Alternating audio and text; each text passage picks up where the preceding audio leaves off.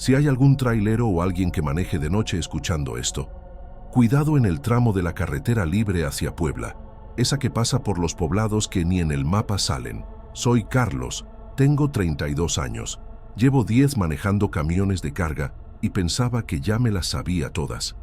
Asaltos, retenes falsos, accidentes, uno se curte, pero lo que me pasó el martes pasado no tiene lógica mecánica ni humana.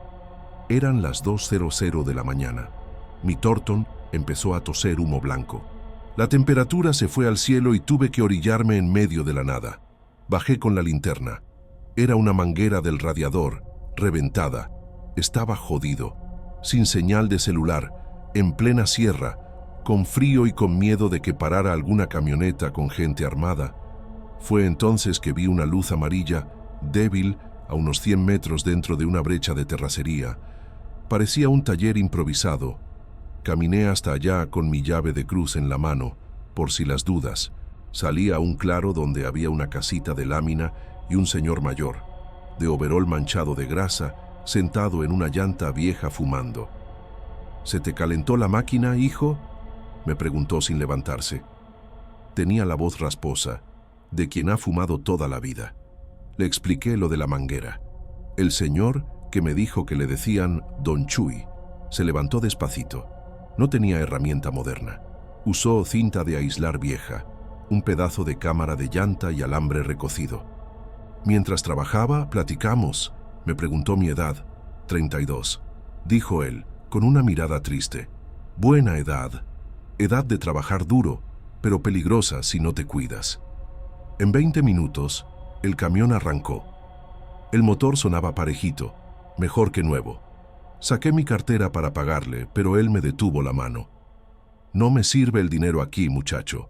Mejor regálame un cigarro de los tuyos, que se me acabaron los faros. Le di mi cajetilla casi llena. Él sonrió, la guardó en el bolsillo de su overol y me dio una palmada en el hombro. Sus manos estaban heladas, como si hubiera estado tocando hielo. Solo hazme un favor, me dijo mientras yo subía a la cabina. Cuando llegues al pueblo de San Martín, busca el taller Hermanos González. Pregunta por mi hijo, Ramiro. Dile que su papá ya arregló el pendiente. Dile que ya puede descansar. Yo asentí, pensando que era un recado familiar cualquiera, y me arranqué.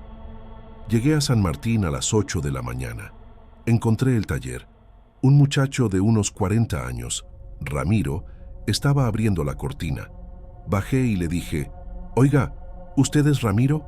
Anoche me quedé tirado en la sierra y su papá, Don Chuy, me hizo un paro con el camión.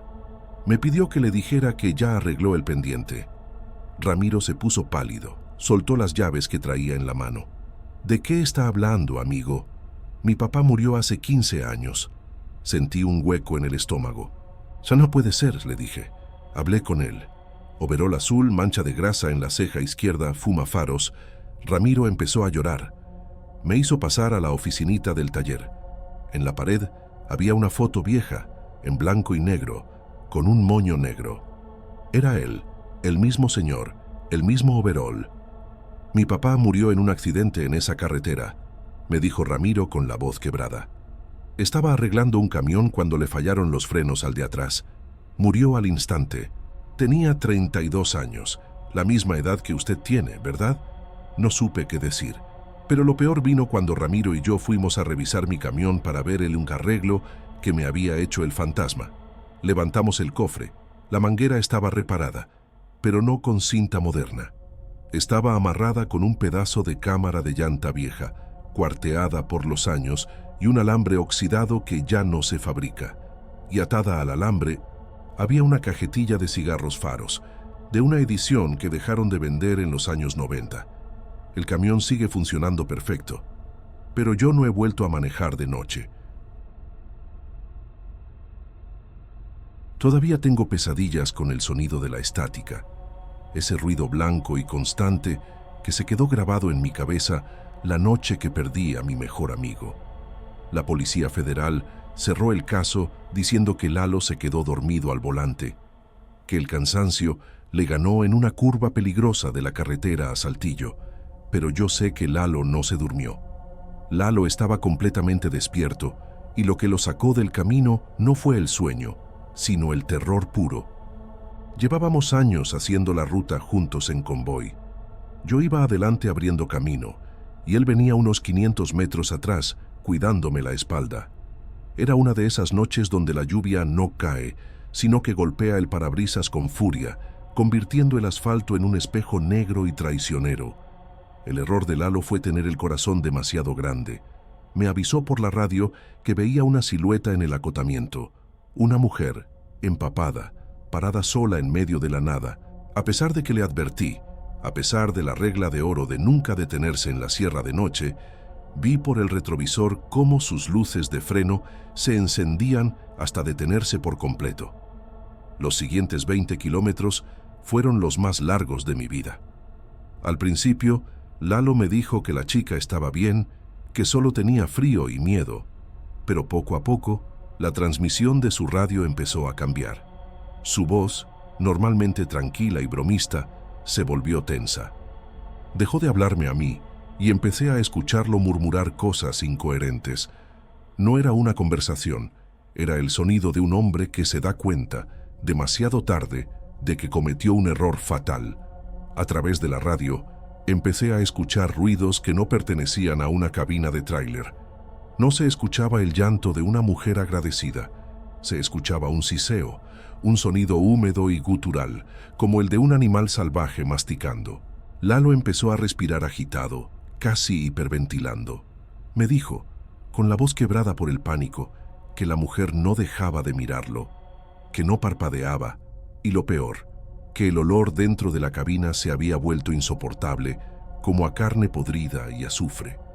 La situación escaló en segundos. De repente, ya no hubo palabras coherentes, solo gritos.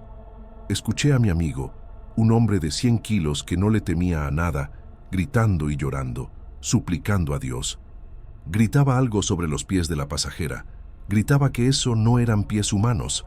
El sonido de la lucha fue horrible. Golpes secos contra el tablero, el sonido de la tela rompiéndose y un chillido agudo, inhumano, que saturó la frecuencia de la radio hasta dejarme sordo. Miré por el retrovisor justo a tiempo para ver cómo las luces de su camión daban un volantazo violento, como si alguien hubiera jalado el volante desde el asiento del copiloto, lanzando el tráiler directo al barranco. El estruendo del metal retorciéndose contra las rocas fue el punto final. Luego, solo quedó el silencio y la lluvia. Bajé corriendo con mi linterna, resbalando por el lodo, rezando por encontrarlo vivo. La cabina estaba destrozada. Lalo había muerto al instante. Su rostro estaba congelado en una mueca de espanto que nunca voy a poder olvidar, con los ojos desorbitados fijos en el asiento vacío a su lado. La policía dijo que iba solo, que no había rastro de ninguna mujer, pero yo vi el interior de la cabina antes de que se lo llevaran. El vidrio de la puerta del copiloto estaba intacto, cerrado desde adentro. Sin embargo, el asiento del acompañante estaba destruido. El tapiz estaba rasgado profundamente, con 3 marcas paralelas que llegaron hasta la espuma. Marcas que no hace una mujer, marcas que solo podrían hacer unas garras enormes. Y el olor, a pesar de la lluvia y el diésel derramado, la cabina apestaba a animal mojado y a muerte. Esa cosa no se bajó del camión.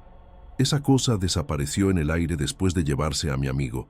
Por eso, si ven a alguien pidiendo ayuda en la carretera de noche, sigan manejando. No se detengan. Nunca tomen atajos sugeridos por desconocidos. No importa cuánto tráfico haya en la autopista, no importa cuántas horas lleven manejando, quédense en el asfalto. Yo aprendí esa lección de la peor manera posible y sigo vivo solo porque mi camión decidió arrancar en el último segundo. Todo pasó hace unos 6 meses, cruzando una zona serrana entre Tamaulipas y Veracruz. En un paradero donde bajé a comer, un viejo me recomendó una brecha, un camino de terracería, para saltarme un retén y ahorrarme 2 horas de camino. Me dibujó la ruta en una servilleta. Parecía fácil. Al principio todo iba bien, pero a los 20 kilómetros, el camino se volvió una pesadilla de baches y ramas secas que golpeaban el parabrisas. La vegetación se cerró sobre mí. De repente, el motor de mi tráiler tosió y se apagó. Todo quedó en un silencio absoluto. De ese silencio pesado que solo existe en el monte cuando no hay luna. Intenté arrancar, pero nada. Estaba bajando a revisar los fusibles cuando lo escuché. No eran grillos, no era el viento, eran gritos. Gritos humanos, desgarradores, viniendo de unos 100 metros dentro de la espesura del bosque. Eran súplicas. Alguien pedía perdón a gritos, y luego el sonido seco de golpes. La curiosidad, o quizás la estupidez, me ganó. Me acerqué sigilosamente entre los árboles, agachado, tratando de no pisar ramas secas. Lo que vi me heló la sangre más que cualquier fantasma. Había un claro iluminado por los faros de 3 camionetas pick-up último modelo. Había hombres armados, vestidos con equipo táctico, rodeando a un grupo de 5 personas arrodilladas en la tierra. No necesito describir lo que estaba pasando. Todos sabemos cómo operan estos grupos en el país. Era una ejecución, metódica, fría y brutal. El olor a pólvora y a sangre llegaba hasta donde yo estaba. Me quedé paralizado, con el corazón golpeando mis costillas tan fuerte que pensé que ellos podrían escucharlo. Di un paso atrás, lentamente, para huir, pero pisé una rama seca. El crujido sonó como un disparo en el silencio de la noche. Uno de los hombres armados se giró instantáneamente hacia los arbustos donde yo estaba. «¡Allá hay uno! ¡Que no se escape!», gritó. Corrí. Corrí como nunca he corrido en mi vida, rasgándome la piel con las espinas, tropezando, sintiendo que la muerte me pisaba los talones. Escuchaba las botas de ellos corriendo detrás de mí y el sonido de cerrojos cargando armas. Llegué al camión, subí y giré la llave. El motor gimió, luchando por encender. «¡Arranca, maldita sea! ¡Arranca!», le grité al tablero. Vi las luces de las linternas acercándose por el retrovisor. Ya estaban casi encima. El motor rugió. Metí primera y aceleré a fondo, llevándome ramas y piedras por delante, manejando a ciegas por ese camino infernal mientras escuchaba disparos impactando contra la caja del tráiler. Logré salir a la carretera federal media hora después, temblando, sudando frío. A los pocos kilómetros encontré una patrulla de la Guardia Nacional. Me detuve, bajé con las manos en alto, casi llorando del alivio. Les conté todo. Les dije dónde estaba la brecha, les hablé de las camionetas, de la gente arrodillada. El oficial al mando me escuchó sin cambiar su expresión. No anotó nada, no llamó por radio. Se acercó a mí, puso una mano en mi hombro y apretó fuerte, demasiado fuerte. Me miró a los ojos y me dijo con una voz muy tranquila: «Amigo, usted viene muy cansado, seguro se imaginó cosas. Aquí no pasó nada. Súbase a su camión, váyase directo a su casa y no se pare hasta llegar. Y si quiere llegar a viejo, olvide que pasó por esa brecha. ¿Entendido?». Entendí el mensaje. Me subí y manejé 6 horas seguidas sin mirar atrás. Todavía veo las caras de esa gente en mis sueños, pero el oficial tenía razón. Si quiero seguir vivo, yo no vi nada. Dicen que las brujas no existen, que esas luces que se ven en los cerros son gases naturales o satélites. Yo también me reía de esas historias, pero después de lo que viví en el tramo entre Veracruz y Tamaulipas, ya no me río. Y tampoco viajo de noche si puedo evitarlo. Manejo un tráiler de carga pesada. Conozco la carretera 180, la costera del Golfo, como la palma de mi mano. Es una ruta bonita de día, pero de noche, cuando pasas por las zonas de Monte Bajo, se siente una vibra pesada. Eran pasadas las 2 de la mañana. Iba solo, con la radio apagada para concentrarme, cuando vi las luces por el retrovisor. Al principio pensé que eran los faros de otro camión queriendo rebasar, pero cuando volví a mirar, me di cuenta de que las luces no venían sobre el asfalto. Venían flotando, a la altura de la copa de los árboles. Eran 3 esferas de luz anaranjada, como fuego vivo, pero no parpadeaban. Iban saltando de un árbol a otro, a una velocidad imposible, siguiendo el ritmo de mi camión. Sentí un escalofrío que me recorrió la espalda. Aceleré a fondo, tratando de dejar atrás esa zona, pero las luces se acercaron. Empezaron a zumbar. Se escuchaba un zumbido eléctrico, grave, que hacía vibrar los vidrios de la cabina, y de repente, el golpe. ¡Pum! Sentí un impacto brutal en el techo del camarote, justo arriba de mi cabeza. El tráiler se sacudió y sentí cómo la suspensión bajaba, como si algo extremadamente pesado hubiera aterrizado allá arriba. El motor empezó a forzarse, perdiendo potencia, como si alguien me estuviera jalando hacia atrás. Entonces escuché la risa. No venía de afuera, se escuchaba pegada al metal, resonando dentro de la cabina. No era una risa humana. Era un sonido distorsionado, chillón y rasposo, como si estuvieran rayando un pizarrón mezclado con el cacareo de un animal viejo. Se reían de mi miedo. Empecé a rezar el Padre Nuestro a gritos. No solté el volante, aunque las manos me sudaban. Sentía pasos arriba, pasos rápidos como garras raspando la lámina del techo. Golpeaban el vidrio parabrisas desde arriba, queriendo que yo levantara la vista. Pero mi abuelo siempre me dijo, si se te sube la bruja, nunca la mires. Si la miras, te lleva. Mantuve la vista en el asfalto. Fueron 15 minutos de infierno.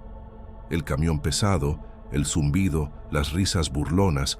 Justo cuando vi las luces de una gasolinera a lo lejos, sentí que el peso desapareció de golpe. Las bolas de fuego salieron disparadas hacia el monte y se apagaron en la oscuridad. Llegué a la gasolinera derrapando. Me bajé con el fierro en la mano, temblando, buscando qué diablos había sido eso. El despachador de gasolina se me quedó viendo con cara de espanto. «Usted también las vio, ¿verdad?», me dijo. «Trae ceniza en el techo». Me subí a revisar.